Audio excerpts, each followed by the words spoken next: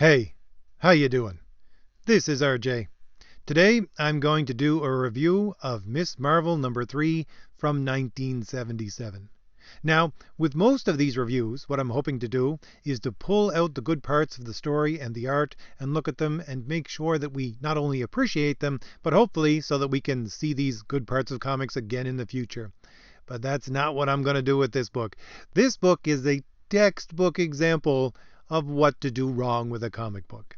And it starts right from the very beginning. And really, if you look at the people who are making this comic book, you got to ask, why in the world is such a great crew making such an awful comic? Because you have Jerry Conway laying down the plot, and you have Chris Claremont doing the writing, and you have John Buscemi doing the art.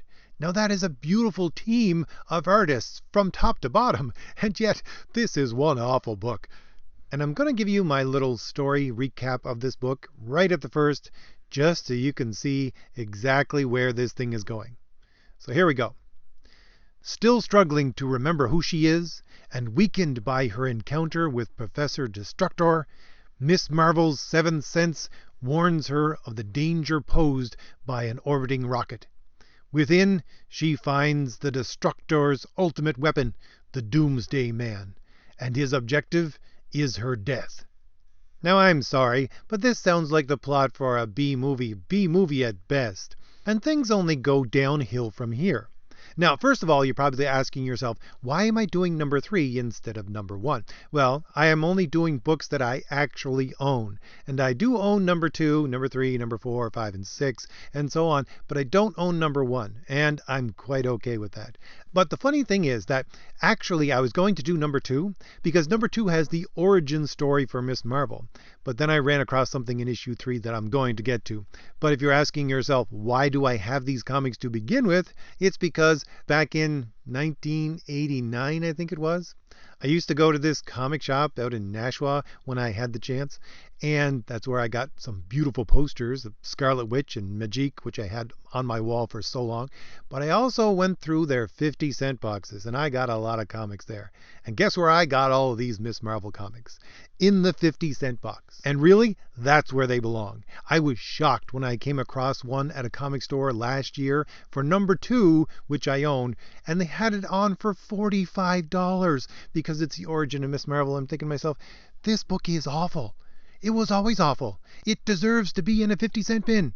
But anyway, the thing is about this story. Okay, first off, number 2 ends abruptly, and number 3 begins right in the middle of the story of issue number 2. So it's a continuation of the story from issue number 2 from the middle of a battle. And then that is resolved within a couple of pages, and you have Carol Danvers going back to her job, which is the editor of Woman magazine that's put out by J. Jonah Jameson, and she gets a call from her former colleague that there's going to be a woman astronaut in this new shuttle that's going up, and she goes to do a story on it, and all of a sudden her seventh sense kicks in and she has to go find this rocket that's out in space and find the Doomsday Man. This story is all over the place.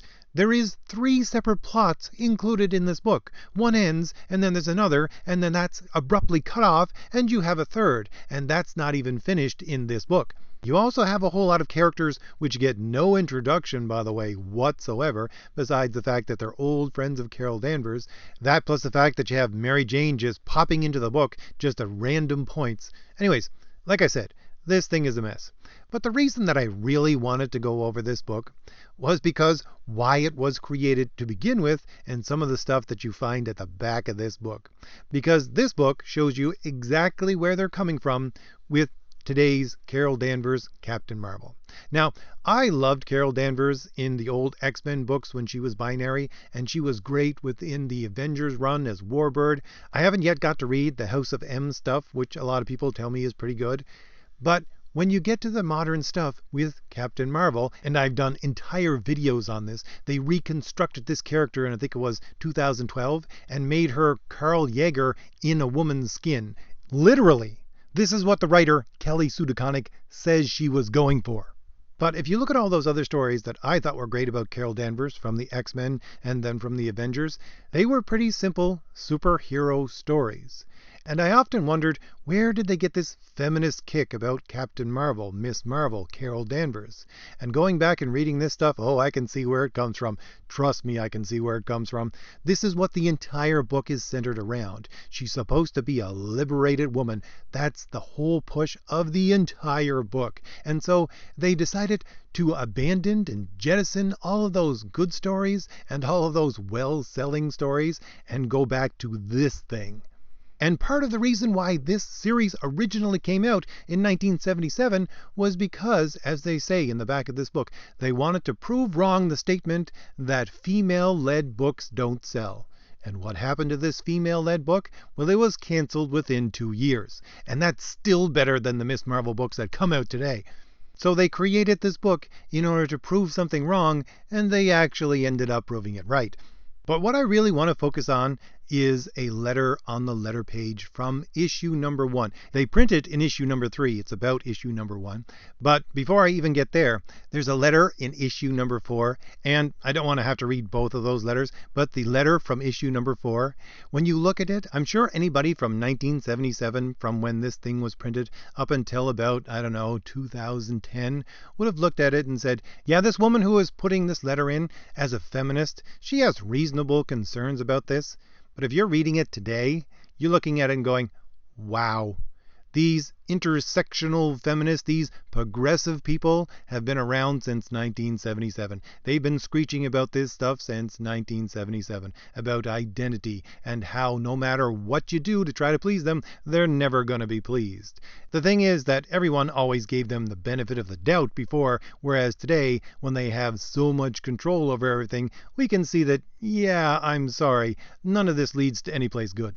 But that's the letter from issue number 4. I want to read you the letter from issue number 3, which is the first ever letter printed in a Miss Marvel, Captain Marvel, Carol Danvers book. And then I'm going to read you the response from the Marvel staff, just to show you how all of these arguments from the people working at Marvel saying, oh yes, we've always been progressive, oh yes, we've always put this message first, is just a load of horse dung. So again, this is the first letter they have ever printed about a Captain Marvel, Carol Danvers, Miss Marvel book. And it's from a woman, and she says the following. Dear people, I just read the first issue of Miss Marvel, and I thought I'd let you know my reaction. First, let me state my qualifications to comment on your magazine. I'm employed at NASA as an electrical engineer, working with telemetry data reduction systems. I'm also a married and liberated woman, and the half owner of a comic book store. The main point I'd like to make about Miss Marvel is that it should be an action-oriented comic and not a soapbox for women's liberation. I'll not argue with the title, because I do like the continuity tie-in with Captain Marvel. However, in your other magazines, you've managed to deal with such major issues as drugs, racial tensions, and the search for personal identity without defeating your purpose by proselytizing. So why start now? Miss Marvel, in both her identities, will never be anything but a cardboard parody of a person unless you break her free of the mold you've cast her in with this first issue. I'd hate to see such a good character die because of an ideological obsession. Now, here's the Marvel response. Thanks muchly, Miss Walker. We appreciate your concern. After all, it's never been our purpose to preach, convert, or pontificate, only to entertain. And if, along the way, we happen to talk about some of the major issues of the day, well, that's a little something extra that helps make us marvel. Neither Carol Danvers nor her superhuman alter ego is meant to be a spokesperson for any particular ideological bent. She believes, as we all do, in a free and enlightened humanity, and the unfolding story of how she upholds that belief will be the true test of her power. Think of Carol as being a Renaissance woman, learned and able enough to break free from one career and make a go of a second, and a third in her other identity. A cardboard cutout? Not if we can help it. We intend to make a lie of the notion that female characters can't sell comics, and we hope you'll give us a hand. Let us know how you feel if you think we've done something right. And if you think we're wrong about some bits of characterization, don't hesitate to kick us where it'll do the most good. Now, more than ever, you are the final editors, and we wouldn't have it any other way. Okay, so the main point of what I want to pull out of this is the fact that we have a whole lot of good Carol Danvers stories throughout Marvel history, and current Marvel has decided to discard all of those and to focus on this origin and to focus on this comic and to make this comic what they wanted to bring into their future as the title character of Marvel Comics, Carol Danvers. These are the stories that they point back to and say, yes, there were problems with these stories, and they are problematic, but at the very least, she was trying to be a liberated woman, and this points to the fact that Marvel has always been about these ideas of marginalization, of feminism, of the promotion of identity above everything else. All of these things which are the origin of intersectional feminism. This is what they point to. This is the series that they point to say, yes, look, we've always done that. And yet, on the back page, as an answer to the very first letter published about this book, what does Marvel say in response to the criticism laid against it? In response to the woman's letter where she said that they were just pushing ideology? They say, no, it's not our point to preach, convert, or pontificate. It never was. We are here to entertain. That their characters are, and I quote, never meant to be a spokesperson for any particular ideological bent. And then they go on at the end of that paragraph to say something which would be complete heresy at Marvel today. They say, look, if you want to complain and give us a kick in the pants as our reader, please do so, because you are the ultimate editor. You are the ones we are trying to please, the person who actually reads these books. This is the true history of Marvel Comics. This is what Marvel Comics truly is. And the day it stopped being exactly this is the day that it died. Alright, so as I say, make comics better by reading better comics. And if you want to read a better comic, stay away from this stuff. Alright, I'll see you later. Bye.